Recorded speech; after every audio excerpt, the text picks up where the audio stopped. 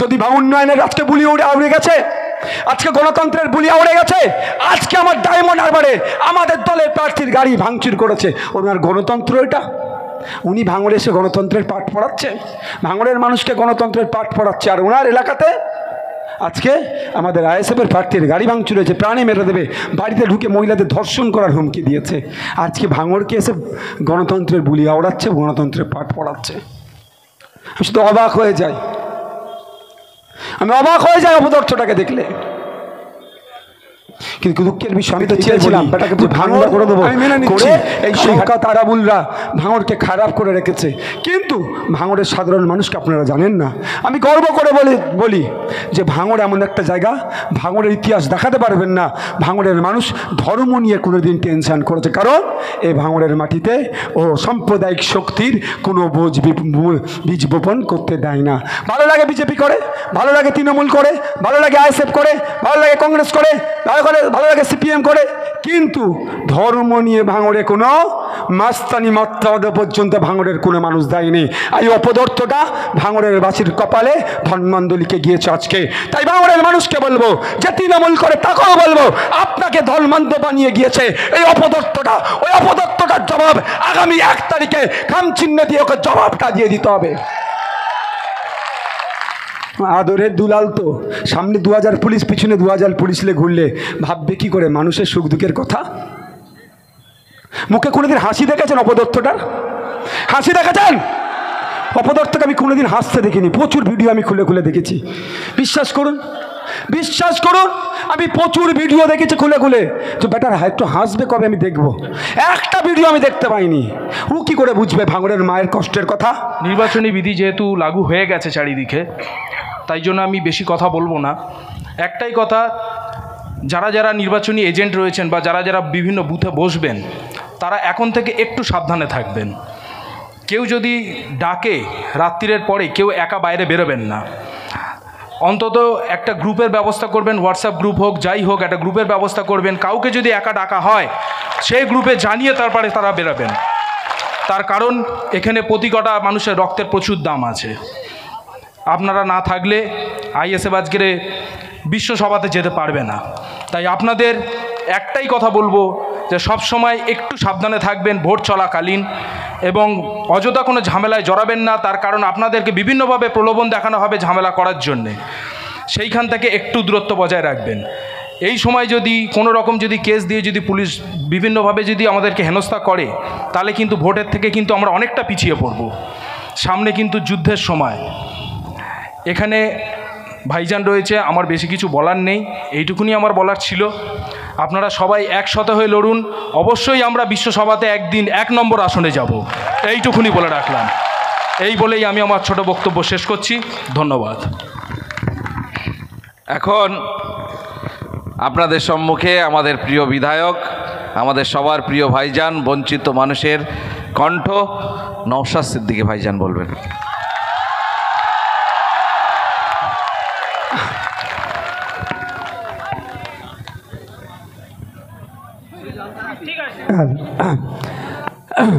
আমি আর নতুন করে কি বলবো? যা বলার আমাদের নেতা তো, ওই তো সব নেতা আমাদের এইগুলোই, এরাই তো বলছে যথেষ্ট।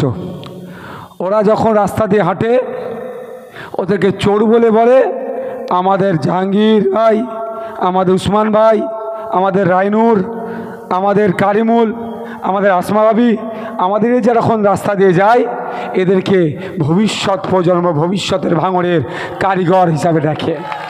এটাই তো বলছে। এবার চালিয়ে দাও, যে আমাদের 5 মিনিট আগে বন্ধ করে দেবে। এরাই তো দেখে নিচ্ছে। আমাকে বারবার আইএসএফের যারা শুভাকাঙ্ক্ষী বলছে, ভাইজান একটু ভাঙড়ের দিকে নজর দেন। ভালোবাসে আইএসএফকে, ভাইজান ভাঙড়ের দিকে নজর দেন। বারবার বলছে, ফোন করছে, জানাচ্ছে। আর আমি বারবার বলছি, ভাইজান ওখানে নতুন ভাইজান তৈরি করে দিয়েছে, এই ভাইজানই ভাঙড়কে সামলে নেবে। দেখতে পাচ্ছেন না কি করছে? না আসলেও তো এখানে এইরকমভাবে মানুষকে জড়ো করে দিচ্ছে।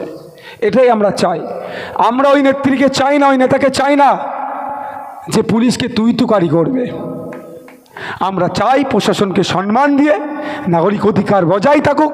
সেটা রাত 10টা বেজে যাচ্ছে, বাজি ফুরাচ্ছে, পুলিশ বলেছে বলে সেই পুলিশকে তুই তুকারি করবে, ওই নেতা আমরা চাই না।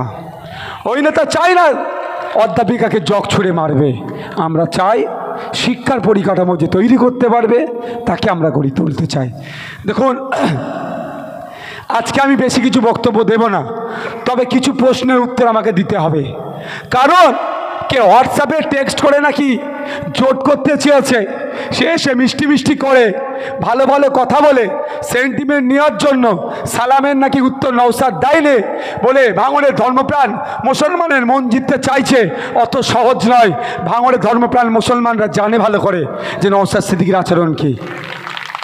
যদি জোট করার ইচ্ছা ছিল হোয়াটসঅ্যাপে টেক্সট করে জোট হয়? তো আমাকে চমকাচ্ছিল, কি বলছিল আপনাদেরকে ভুল বোঝানোর জন্য। এই মাইকের আওয়াজটা কম একটু বাড়াও, আমার গলার অবস্থা ভালো নয়, গলার অবস্থা খুব খারাপ গো ভাই। আপনারা বলুন, আমি বলেছিলাম, তারপরের দিনই আমি ধবধবিতে গিয়েছিলাম, গিয়ে চ্যালেঞ্জ করেছি হোয়াটসঅ্যাপে কি আছে সাব ব্যাংক সেটা জনমানুষে নিয়ে আসা হোক। হোয়াটসঅ্যাপে টেক্সট করে নাকি উনি জোট করতে চাইবেন। আমি আপনাদের বলে রাখি, পশ্চিমবাংলায় দিনের বেলায় বামপন্থী, রাতের বেলায় RSS হয়ে কিছু নেতা ঘুরছে। তার উদাহরণ গতকালকে, তার উদাহরণ দিয়ে দিচ্ছি, তার উদাহরণ মিলিয়ে নেবেন। গতকালকে কলকাতা হাইকোর্টে ওবিসি সার্টিফিকেট বাতিল করেছে। কেসটা করেছিল RSS-এর এক নেতা, কেসের হয়ে আইনি লড়াই করেছে CPM-এর দুজন পার্টি মেম্বার।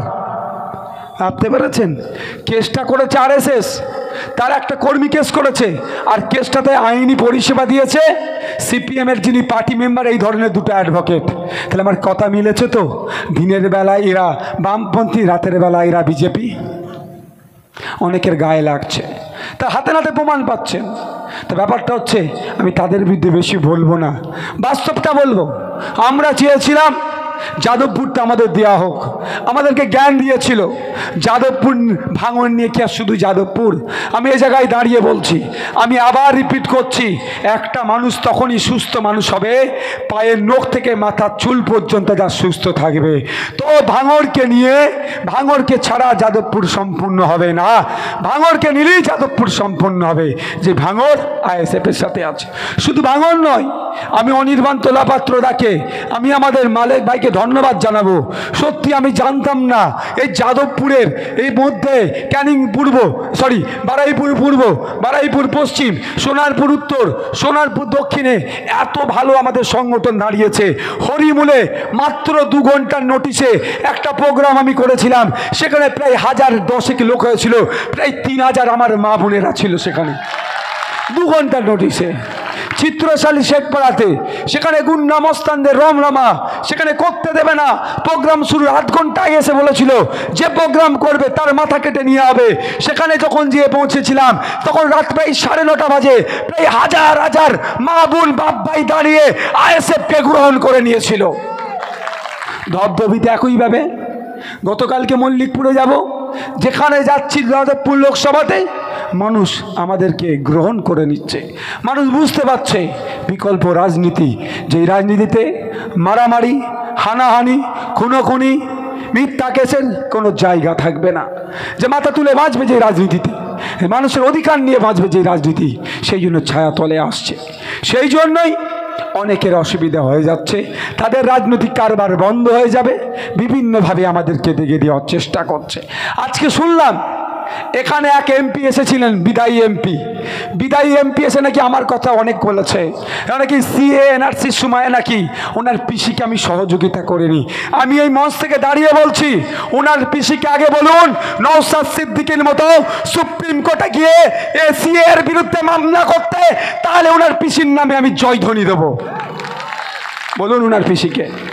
ওনার পিসি সব করেন, কিন্তু মামলা করবেন না CA-কে নিয়ে। কারণ ওনার পিসি ভালো করে জানেন CA-কে নিয়ে মামলা করলে ওনার পরিবারের আদরের দুলালকে হয়তো তিহার জেলের ভাত খাওয়াবে।